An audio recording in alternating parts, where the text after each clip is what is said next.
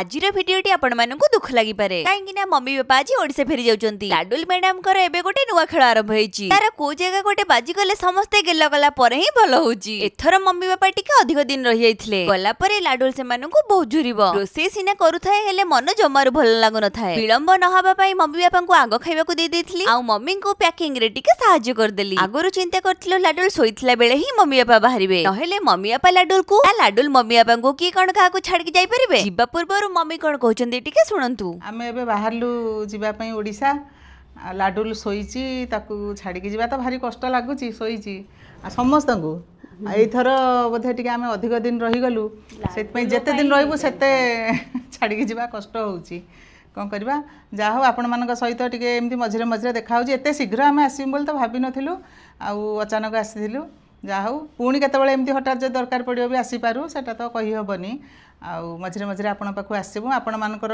जो सब कमेंट्स देइचंती कोन सब रेसिपी पई सुविधा अनुसार हम भी करिकी देखिया को चेष्टा करिवु आपण मानक स्नेह श्रद्धा भल पाइबा एमती हम मानक ऊपर रही थाउ रहिलु नमस्कार जय जगन्नाथ।